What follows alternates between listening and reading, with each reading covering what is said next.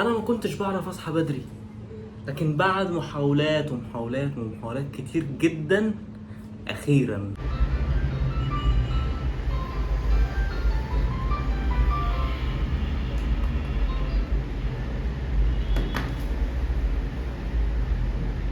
ايوه، هي دي النتيجة اللي انت متوقعتهاش.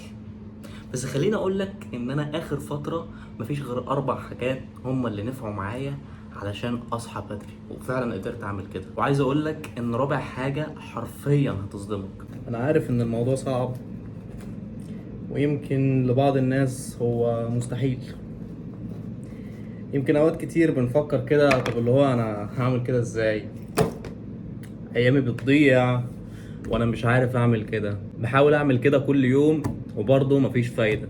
بقول اليوم اللي قبله ان انا هصحى بدري، ولكن بلاقي نفسي بنام متأخر، وعلى امل برضه ان انا اصحى بدري وما بيحصل. طيب خليني اقول لك على ال4 حاجات اللي نفعوا معايا وتجربتي خلال الموضوع ده. اول حاجة، هو انا بصحى ليه؟ يعني ايه الهدف اللي انا بصحى عشانه؟ ايه الحاجة اللي انا بصحى عشانها كل يوم وباجي كده بالليل افكر انا محتاج انام علشان خاطر اصحى واعمل الحاجة دي؟ وهل الحاجة دي فعلا مهمة بالنسبة لي؟ يعني لما اجي افكر كده اهو، الحاجة دي ممكن تكون فعلا مهمة ولا حاجة عادية؟ دي اول حاجة.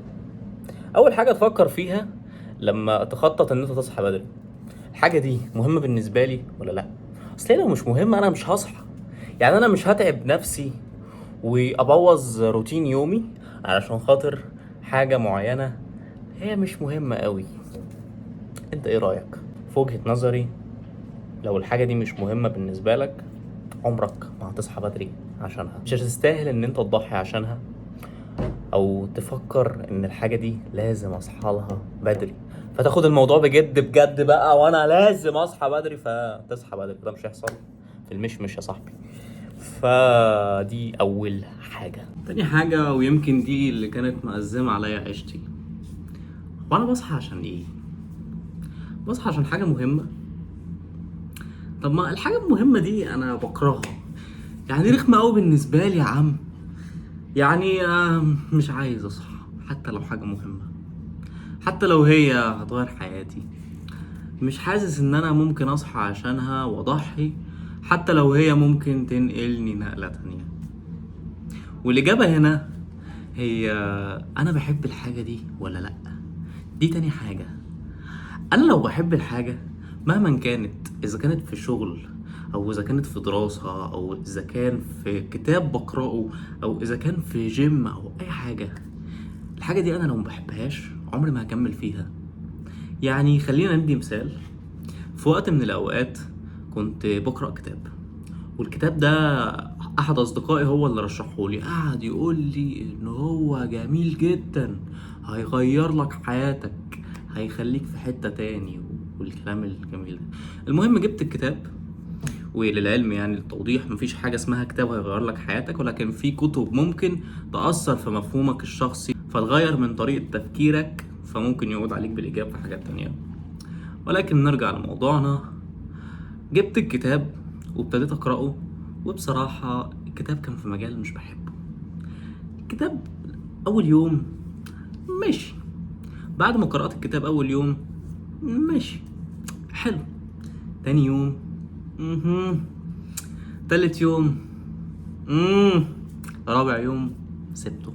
مش قادر أقرأ الكتاب. ليه؟ عشان أنا مش بحب المجال ده.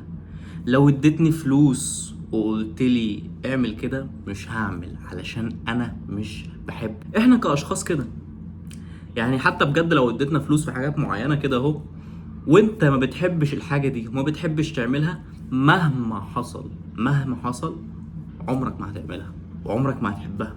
يعني مثلا مش هتعمل حاجة وانت مرغوم وتقول مثلا انا هحبها بعدين. ليه؟ علشان هي ممكن تجيب لي فلوس، ممكن تغير حياتي، ممكن مش عارف ايه. الكلام ده ما بيحصلش تماما. فهل الحاجة اللي انا بصحى علشانها دي انا فعلا بحبها؟ هي مهمة اوكي، بس هل انا فعلا بحبها؟ هل هي تستاهل ان انا احبها؟ هل هي كده من ثقافاتي ومن هواياتي بقى ومجال انا بحبه؟ يعني مثلا خلينا ندي مثال في مجال التسويق. انا بذاكر تسويق بقالي فترة كبيرة. انا بحب التسويق، بحب الحاجات اللي فيه، وبحب المجالات اللي داخله فيه، وبحب ان انا اعرف اكتر عن الشركات وازاي بتجيب الكاستمر بتاعها علشان يشتري منها، ومن اول حتة لغاية اخر حتة، من A to Z تسويق. انا بحب الموضوع ده، فبالطبيعي جدا ان انا لما اختار مجال معين اكمل فيه واصحى كل يوم بدري علشان اذاكر نفس الحاجة وادرس نفس الحاجة واقعد بالساعتين والثلاثة والاربع ساعات بدون ملل، هي لازم تكون حاجة بحبها 100%. لو هي مش حاجة بحبها، طب بحبها نص نص، طب واحد الا ربع، باشا انا مش هتكمل علشان هي مش من هواياتك، مش حاجة انت ميال ليها، وهكذا. فحتى لو بتحبها نص نص وشايف لا ده فلوسها حلوة ومش عارف ايه وبتاع، اوعدك انك مش هتكمل فترة وتلاقي الموضوع قلب معاك ببروكراستينيشن. انت بتسوف بس علشان ما تعملش الحاجات دي. ومثلا لو في حد بينجز في حاجة هو بيحبها 3 ساعات وهو بيقعد 5 ساعات، انت لو قعدت نفس ال5 ساعات بتوعه ممكن ما تحصلش ساعة من حاجة انت ما بتحبهاش. طب ليه هو بياخد ال3 ساعات من ال5 او بياخد 4 من 5 ساعات على سبيل المثال؟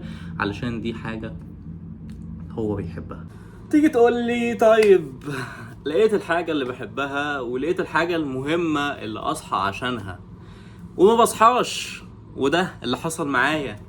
كنت بحب الحاجة ولكن برضو ما بصحاش، وكنت شايف ان الحاجة دي فعلا مهمة ولكن برضو ما بصحاش. طب ايه الرخامة دي بقى يا عم؟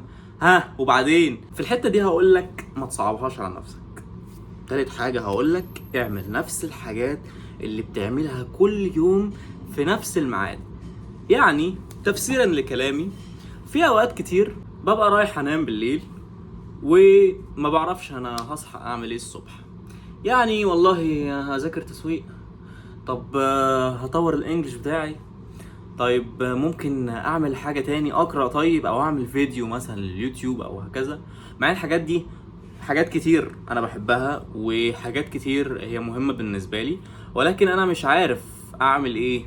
فبلاقي ان الحاجات كلها كده دخلت في بعض مرة واحدة وما بصحاش. طب ما بصحاش ليه؟